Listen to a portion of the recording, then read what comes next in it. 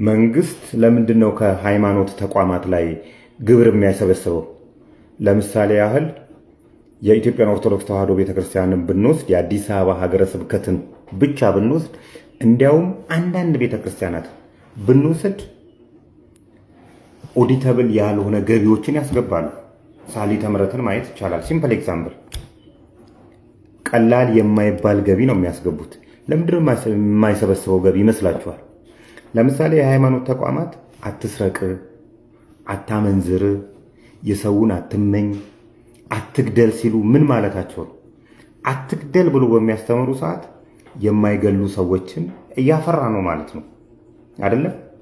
የማይገሉ ሰዎች በፈሩ ቁጥር መንግስት ገዳዮችን የሚፈልግበትን ኮስት እየቀነሰ ነው ማለት ነው።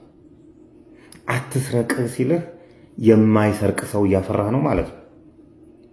የማይሰርቅ ሰው በፈራ ቁጥር መንግስት ሌባዎችን ለመፈለግ፣ ለማሰር፣ ሌባውን ለመቀለብ የሚያወጣውን ወጪ ይቀንስልናል ማለት ነው።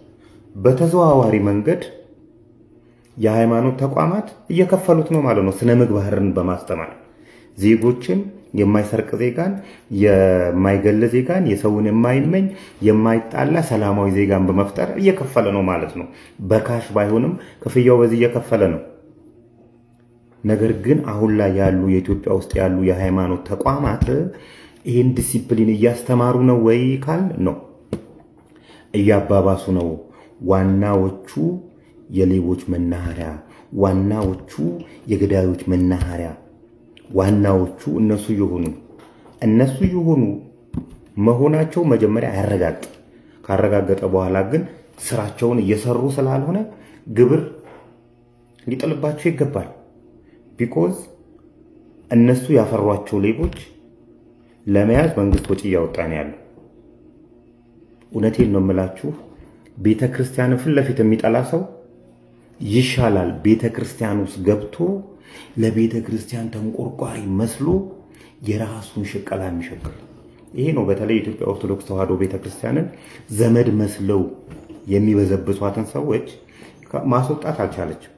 ከላይ ከሲኖዶሱ ጀምሮ እንደኔ በመላ ኢትዮጵያ ያሉ የኦርቶዶክስ እምነት ተከታዮች የሚያዋጡት ወጪ፣ የሚከፈላቸው ክፍያዎች በሲኖዶሱ ነው መመራት ያለበት።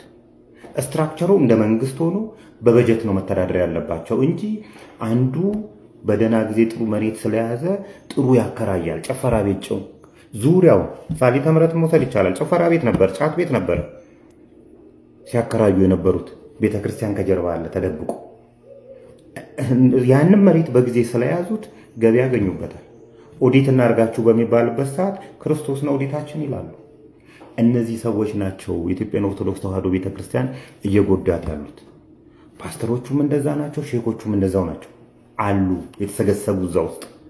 ስለዚህ እነዚህ ሰዎች ሊወጡ ይገባል። እችን እናዳምጣት እስቲ። ቪዲዮ ዘፈን ጭፈራ ቢሆን ሼር ታረጉ ነበር። እስኪ ቪዲዮ ሼር ኮፒሊንግ አርጉልኝ። 100 ጊዜ ሼር 100 ጊዜ ኮፒሊንግ አርጉ። ኮሜንት ላይ 16 ቁጥርን ጻፉልኝ። ይህ ቅቡላ የምታዩት ቤተ መቅደስ መጥቶ ያፈረሰው ነው።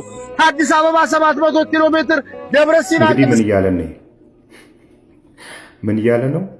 በቤተ ክርስቲያን የመጣው ቅቡላ ነው ይሄ ይለናል። እንግዲህ ቤተ ክርስቲያን ይመታል በተለያየ ጊዜ። በጦርነት ጊዜ የተለያዩ የሃይማኖት ተቋማት ተመተው አይተናል። የጦርነት ሰለባ ሆነዋል። ነገር ግን የዚህ ሰውዬን ውሸት ነው የምነግራቸው።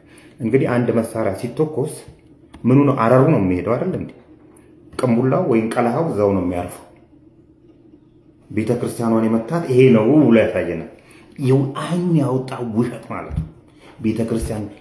ቤተ ክርስቲያኗ ስለፈረሰች ትሰራ፣ ምንም እኮ ተቃውሞ የለንም። እንደዚህ በመዋሸት አይደለም። እንደዚህ ዘመኑ ምክንያት ይፈልጋል። በምክንያት ልታስረዳው ይገባል። ጥያቄ ይጠይቃል። አለበለዚያ ለቆ ይሄዳል። እንደዚህ ተሰስገ እየዋሸህ ይሄ ሰውዬ እንግዲህ የንግድ ቤት አለው። አወሉ ህንፃ ነው የንግድ ቤት ያለው፣ የተደራጀ በቤተ ክርስቲያን የሸቀለ ያለ ሰው ነው። አዛኝ በቃ እሱ ነው የቤተ ክርስቲያን ጠባቂ። እናንተ ነገ የሆነ ነገር ስንናገረው ደግሞ ያኮርፋል። ይሄንን አንድ በሉልኝ፣ እንቀጥላለን።